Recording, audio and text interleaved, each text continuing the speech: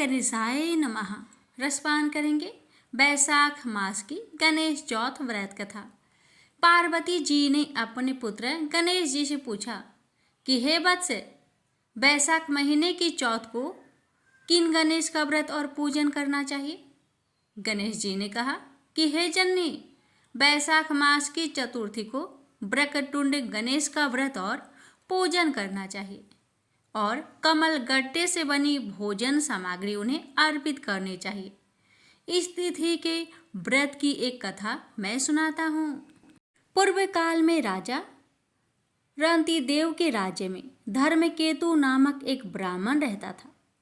उसके सुशीला और चंचला नामक दो स्त्रियां थी। धार्मिक विचारों वाली सुशीला सदा व्रत और उपवास किया करती थी, किंतु चंचूला कोई भी व्रत उपवास नहीं करती थी। सदा श्रृंगार कर सुंदर बनी रहती थी। उसके एक पुत्र हुआ और सुशीला के सुंदर कन्या हुई। चंचूला ने पुत्र की खुशी में प्रसन्न हो सुशीला से कहा, तू सदा व्रत उपवास करती रहती है, फिर भी तेरे कन्या उत्पन्न हुई और मैं कभी भी व्रत उपवास नहीं करती, फिर भी मेरे सुंदर पुत्र उत्पन्न हुआ है। अपनी सौत के मुख से यह बात सुनकर सुशीला बहुत दुखी हुई और बड़ी श्रद्धा और भक्ति से गणेश जी को उसने याद किया। गणेश जी ने उसे सपने में दर्शन देकर कहा कि तेरी कन्या के मुख से मोती आदि रत्न निकला करेंगे और बहुत शीघ्र तेरे घर एक सुंदर पुत्र उत्पन्न होगा। थोड़े समय बाद सुशीला के पुत्र उत्पन्न हुआ और कन्या के मुंह से रत्न निकलने लगे। इस प्रकार सुशीला धनवान बन गई।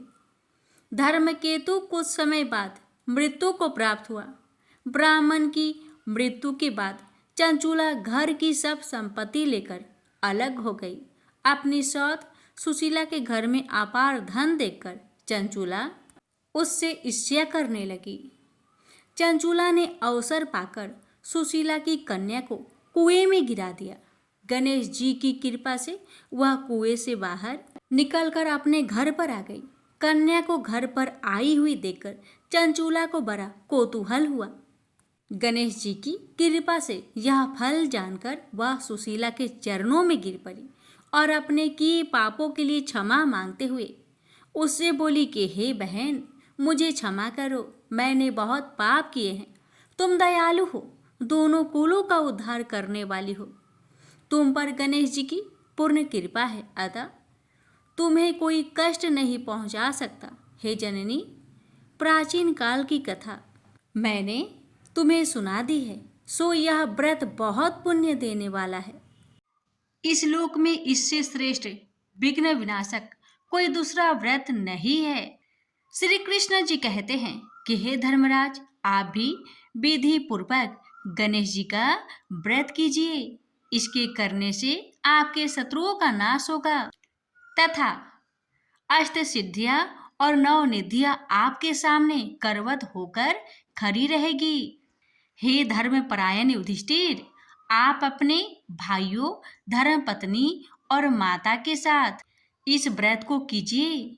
इससे थोड़े समय में ही आप अपने राज्य को प्राप्त कर लेंगे। प्रेम से बोलिए जय श्री गणेश।